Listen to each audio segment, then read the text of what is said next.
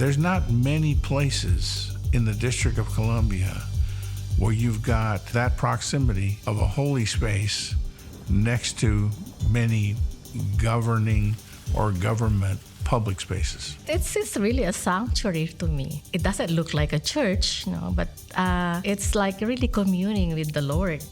Well, I think it is a sense of pride to know that the United Methodist Building is the only non-governmental building on Capitol Hill, and as such, holds a unique place in the ongoing work of justice and advocacy of its proximity, so directly across the street from the Supreme Court. And it often gives me pause as I think about decisions for justice.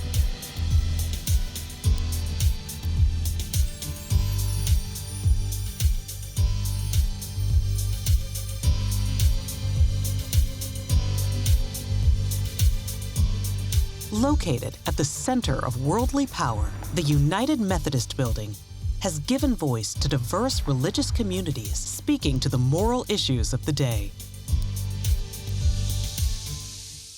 In 1917, Methodist Dr. Clarence True Wilson, a staunch advocate for prohibition, spotted a vacant lot on Capitol Hill and decided it was the perfect site for a new building that would be a bold presence amongst lawmakers in D.C.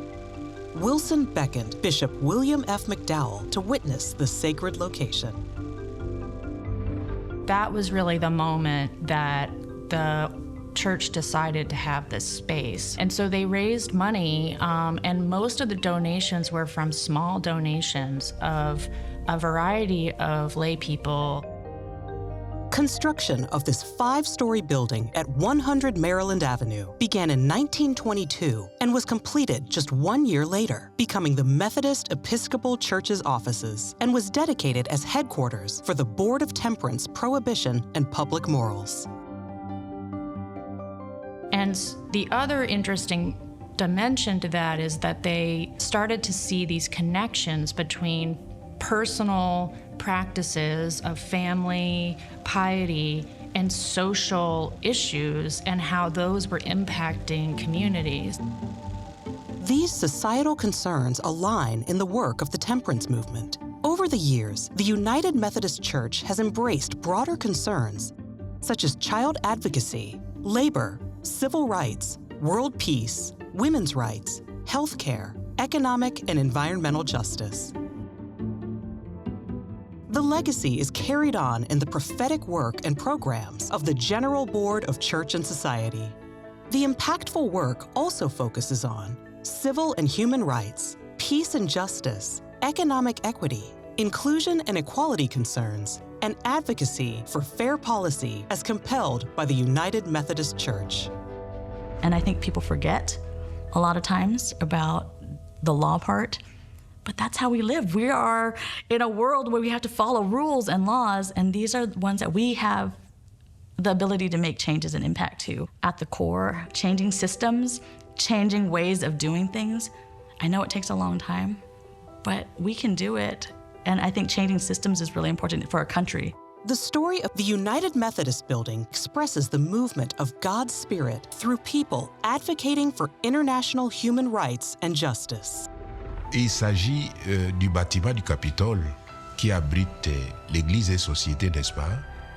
Ce bâtiment a un impact très considérable dans la vie des chrétiens de mon pays, la République démocratique du Congo. Les bâtiments en soi, en tant que bâtiment, beaucoup de Congolais méthodistes ne l'ont jamais visité. Mais les peu de Congolais qui ont visité ces bâtiments ont quand même une idée de la proximité de ces bâtiments par rapport au Capitole, à la Cour suprême. Les gens ont une idée du symbolisme de la paix, mais aussi de la justice. For me, it's very powerful in a sense that, it's a powerful area, The American government sits in that place, and we are also in that place. So that means they're powerful, we're also powerful. And it's a very strategic one that I was feeling that we really have to do our work. We really have to do our role in order to advance our cause, because we are neighbors with the most powerful in the world. Over the last 100 years, the building has been a central place to birth visions for a more just future, to develop social justice messages and bear witness to the church for new social reforms, and to advocate broader concerns for communities supported by religious principles founded on the gospel of Jesus Christ across a hurting, hungry, and hopeful world.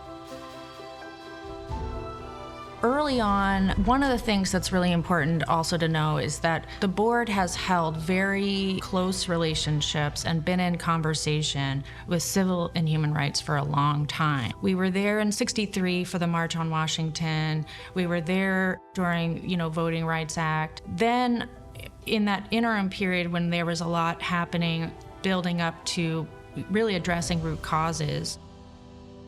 In 1968, organizers of the Poor People's March used the United Methodist Building as a space for ecumenical clergy to gather, organize, and strategize for the campaign.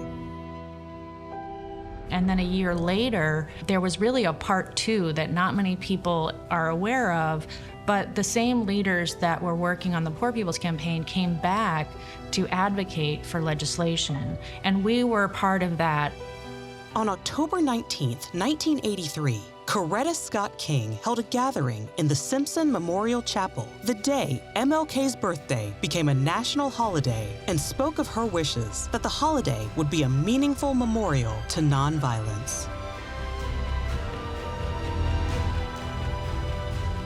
Today, the United Methodist Building continues to be a gathering place for the faithful to be energized through the sharing of ideas and beliefs and to pursue a common purpose. I was invited in 2009. I was brand new in appointment at First United Methodist Church in Pasadena, and there was a really cool, young clergy program that they were putting on, and I was invited to go because it was my first time really going in a church capacity to Washington, D.C., and I had always known about the Methodist building and its proximity to the Capitol. And we were introduced to the work of GBCS, and Church and Society was able to show us around the town, but also take us to the Capitol building, meet senators, and the building itself, we spent a lot of time in it. And so we worshiped every day in the chapel. We spent time visiting all of the different offices in the building. Many significant details make the United Methodist Building a meaningful symbol of justice, ecumenical collaboration, faith, and peace.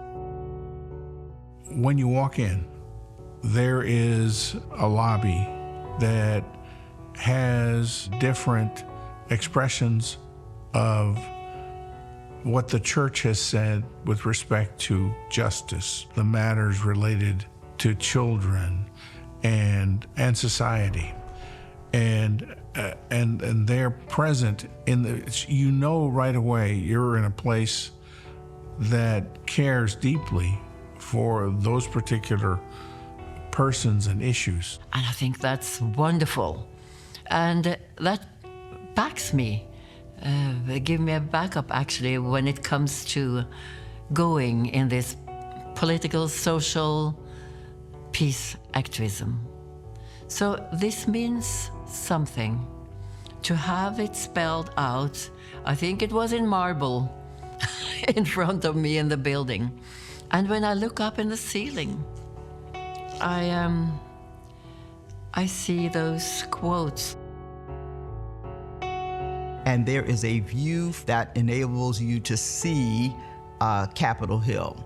And I found myself wondering how many times the person who has served as General Secretary over the years sat in that space and looked out and dreamed of a capital and a nation that was better than whatever happened at the moment, and times to give thanks for who we are, though imperfect, striving with the help of all of us, our voices, our calls to action, to be the people that God created us to be.